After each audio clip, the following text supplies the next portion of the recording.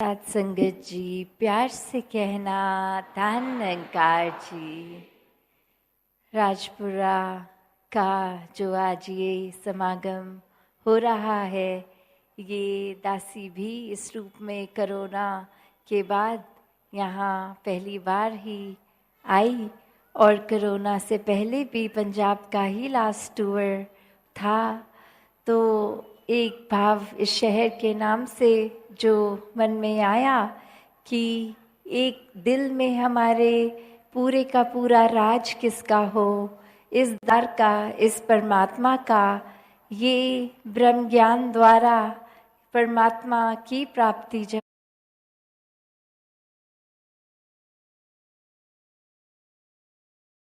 अपना मन अर्पण करते हैं इस दातार पे और इस दातार का ही पूरा राज चलने देते हैं, तो वो जिंदगानी सफल जिंदगानी होती है। क्योंकि जीवन में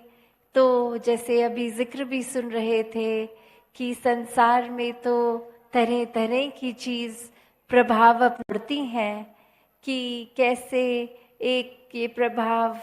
एक जो अभी नशे की भी बात आ रही थी कि किस तरह ये दुनियावी नशे जहाँ सेहत के लिए भी नुकसान करते हैं,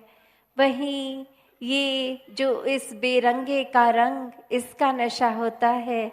जो हर समय का नशा, कि थोड़ी देर के लिए नहीं, ये मन इस भक्ति में जब हर समय के लिए चूर होता है, ऐसा नशा मुबारक है। वरना संसार के अन्य नशे तो सिर्फ और सिर्फ नुकसान ही देते हैं। कैसे जहाँ घर परिवार एक आपस में संबंध, सबके शरीरों का नुकसान, एक पूरे की पूरी एक उदासी मायूसी घरों में आनी, तो दातार कृपा करे हर किसी पे कि किस नशे का सेवन है, उस पे हर कोई गौर करे कि ये नशा एक हर समय का, इस दातार का, इस परमात्मा का, इस निराकार का, ये ही हर समय चढ़ा रहे। और एक जो अभी यात्रा चली दिल्ली से, वो पटियाला होके एक आना हुआ,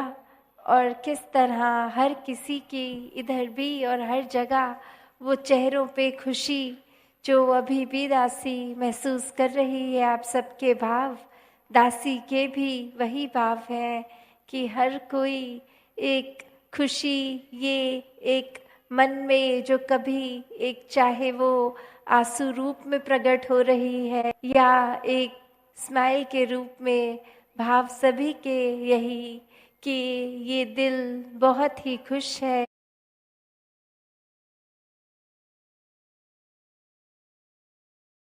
खुशी का कारण फिर ये श्रेय इस परमात्मा को ही, कि सब इसकी बदौलत ही है कि एक आत्मा जो कब से एक पीड़ा में परेशान, एक शरीर बदलते बदलते एक मन में खुद को एक आत्मा अपने आप को ये शरीर मान चुकी, तो कैसे ये शरीर नहीं, सच्चाई इसकी, ये खुद इस परमात्मा की अंश। और जब ये सच्चाई इस आत्मा को पता चलती है कि कहाँ से आए हैं और जीते जी किसके एहसास में रहना है, और जब हर पल इस परमात्मा के ही एहसास में बीतता है, तो जीवन जीते जीते भी जहाँ एक पूर्ण तरह से एक मनुष्य के लक्षण, फिर वो कर्म रूप भी एक सुखदाई ही रहते हैं, एक परोपकारी ही रहते हैं। और वहीं जहाँ शारीरिक यात्रा पूरी होने पर फिर ये भटकन नहीं होती, ये मुक्ति का प्राप्ति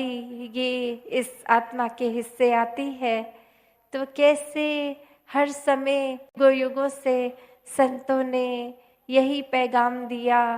कि मनुष्य इस जीवन को व्यर्थ ना गवा दो। आए हो ये जितनी सांसें परमात्मा ने लिखी, किसी की कुछ साल, किसी की कुछ साल, तो कैसे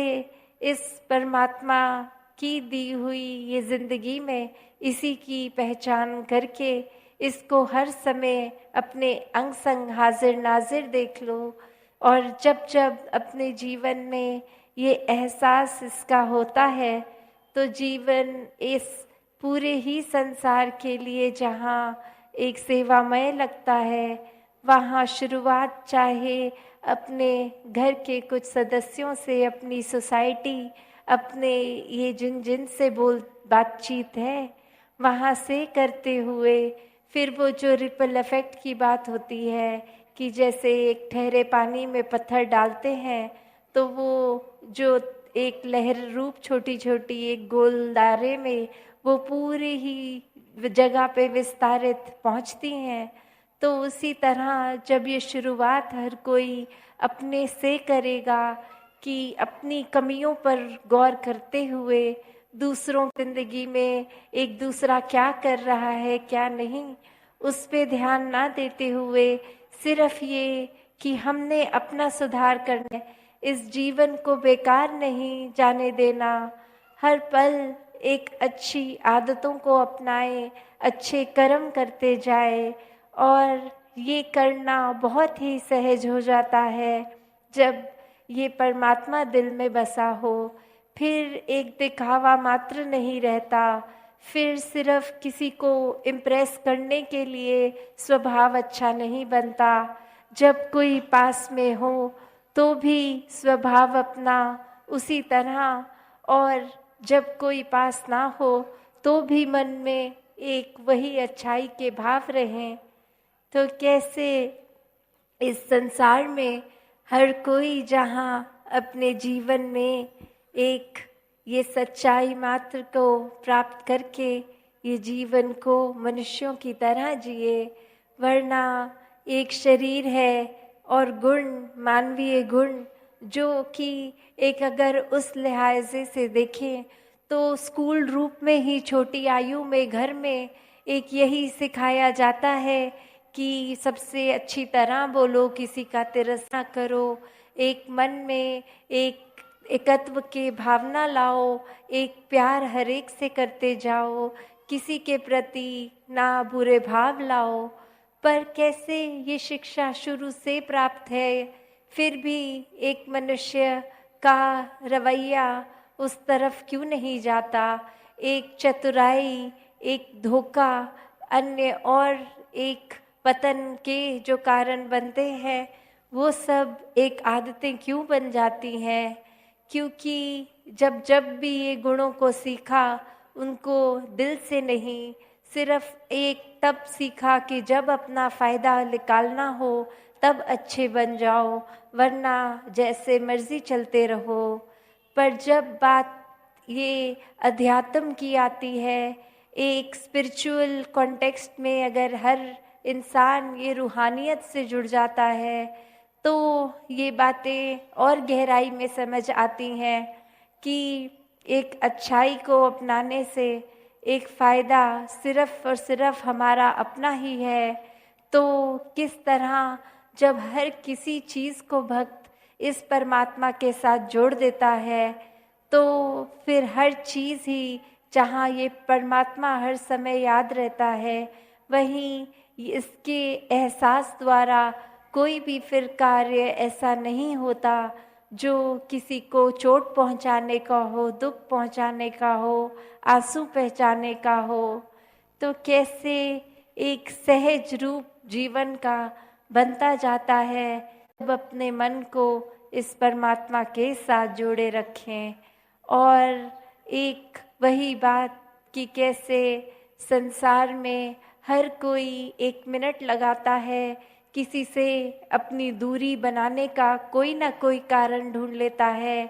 कि ये व्यक्ति मेरे जैसे दिखता नहीं है, इस व्यक्ति की चमड़ी का रंग कुछ और है, ये व्यक्ति के कल्चर में खाना पीना, कपड़ा पहनना कोई और ढंग का है और मैं इस ढंग के कपड़े पहनता हूँ, या अन्य कोई भी कि किसी की विचारधारा अलग है, ये मेल नहीं खाती तो ये व्यक्ति हमसे श्रेष्ठ नहीं है। ऐसे अन्य भाव एक इंसान के अंदर तभी आते हैं जब मन में कि एक दूसरे को एक अपनत्व के भाव से नहीं देख रहे।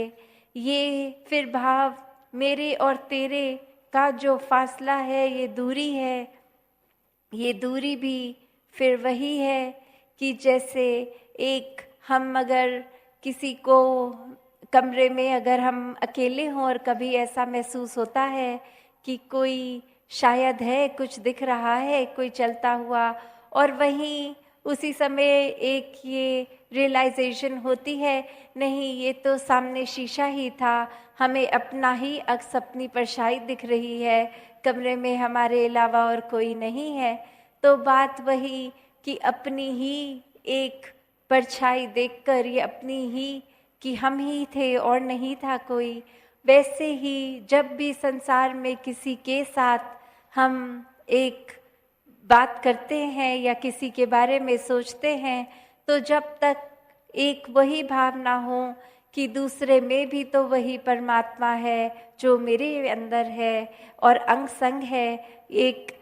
कतरे कतरे में है, एक डाली डाली में है, पूरे ब्रह्मांड में है, यही एक परमात्मा जिसकी ना कोई शुरुआत है ना कोई अंत है, जो समय के साथ तब्दील नहीं होता, जो हर समय ही रहने वाला है। तो कैसे जब ये समझ आ जाती है कि हर किसी में ही परमात्मा है, तो फिर एक नफ़रत के कारण भी मिट जाते हैं। और नफ़रत के कारण इस तरह मिटते हैं कि पहले हम स्वयं ही प्यार बन जाते हैं और फिर हर एक को प्यार दे सकते हैं आगे। तो जब तक एक प्यार को देना तब तक संभव नहीं होता जब तक हमारे हृदय में पहले वो प्यार हम खुद ना बने हों। जिस प्रकार एक मटके में पानी होगा तो ही आगे घर आए मेहमान को परोसा जा सकता है वो पानी, पर अगर वो मटका ही खाए तो फिर उस घड़े में पानी ना होने के कारण किसी और के आगे वो पानी पिलाया जाने का कार्य नहीं किया जा सकता। उसी प्रकार जब अपने अंदर ये प्रीत, प्यार, नम्रता, सहजता, विशालता, अन्य बाकी जो गुण हैं, वो जब तक अपने अंदर हम नहीं रखेंगे तब तक फिर एक संसार के प्रति मनों में दूरी आएगी। और ये परमानेंट सल्यूशन ही कि किसी समय के लिए ये प्यार हो, किसी पल में प्यार ना हो, कि ये अंतर ना हो, तो वो बात जैसे दासी ने पहले भी कही कि इस परमात्मा को जब हम हर चीज़ का केंद्र मान लेते हैं कि ये ही है, सब कुछ इसी में है और यही सब कुछ है, और ये फिर जो भक्ति भी होती है फिर वो डर वाली भक्ति नहीं होती कि अगर हम अच्छे कार्य नहीं करेंगे तो परमात्मा नाराज़ होके कोई दंड देंगे। नहीं, ये तो प्रेमा भक्ति होती है, प्यार की भक्ति, जहाँ इस परमात्मा को देख लिया और इसके साथ ही ये लिव इस तरह जुड़ गई कि वो प्यार बन गए और इसके साथ फिर हर समय का वो प्यार, और वही भक्ति का शुरुआत होनी कि भक्ति जीवन में विश्वास मन में जब हो और आनंद में जीवन की हर फिर घड़ी जी जाए, चाहे फिर वो भक्त को परवाह नहीं होती कि परमात्मा ने कोई स्थिति उस भक्त के अनुसार रखी हो या उसके अनुसार ना हो, फिर तो ये परमात्मा का ही हर स्थिति प्रसाद की तरह बन जाती है कि दुख में भी इस दातार का शुक्र है और सुख की घड़ियों में भी फिर इस दातार का शुक्र है। तो कैसे हर समय इस दातार से जपते हैं और मन के वही भाव भक्तों के फिर रहते हैं कि इस जीवन में आना सफल होता है उनका जो इसको देख लेते हैं, इसके रंग में रंग जाते हैं और जीते जी ही ये कार्य संभव हो सकता है। वरना ये जब सांसें चली जाएंगी तो फिर इस संसार में आना प्रभु परमात्मा की प्राप्ति के लिए और वो ही नहीं किया तो बाकी अन्य कार्य तो बाकी योनियों में भी करना संभव था। वहाँ से मनुष्य जीवन का ये फर्क कुछ रहा नहीं। तो अपने जीवन में हर समय इस दातार को ही एक श्रेष्ठ मानते हुए बाकी प्रलोभन, बाकी दुनिया के रंग, ये माया रूप तो हर समय अपना प्रबल रंग छोड़ने की कोशिश करता ही है, पर भक्त तो हमेशा फिर इस पक्के के रंग में रंगे होते हैं और यही रंग हर समय का रंग है। उसी तरह जीवन में हर कोई अपने इस के ही आश्रय जीता चला जाए, अपने जीवन को सुहेला करते हुए हर पल एक मनुष्य योनि में है तो मनुष्य वाली आदतें अपनाकर किसी को कष्ट ना पहुंचा के एक अपने जीवन को जीना है। और जहाँ कोई गलती खुद से हो उसी समय एक दातार से भी माफ़ी मांगनी, उस इंसान से भी मांगनी कि कैसे हर समय एक वरदान रूप जीवन का बनते चले जाए, जो अपने लिए भी वरदान हो औरों के लिए भी वरदान हो। तो आगे जहाँ हर दिन इस टूर में सत्संग रूप में दासी को अवसर मिलेगा तो मन के बाकी भाव दासी वहाँ रखेगी। आज यहाँ आके भी बहुत ही अच्छा लग रहा कि किस तरह हर कोई इस मानवता के पैगाम को सिर्फ सुना ही नहीं रहे हैं, पर मानवता को सच्ची मूल रूप में जी रहे हैं। एक अपने जीवन से एक दूसरे के प्रति कोई नफरत नहीं, प्यार के पुल बना रहे हैं कि कैसे सिर्फ एक दिल से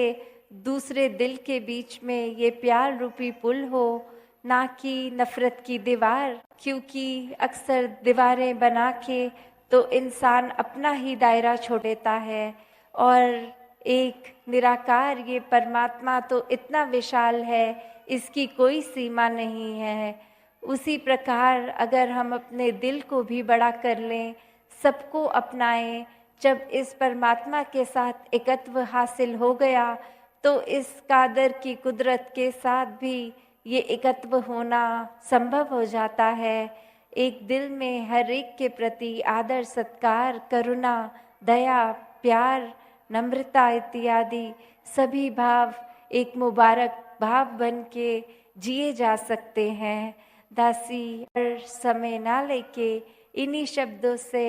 एक दातार से अरदास कि सभी के जीवन में सेवा, सुमिरन, सत्संग रूप एक प्रबल होता जाए, एक दिल का नाता निराकार से हर समय और गहरा होता जाए। सत संगत जी, धन निरंकार जी।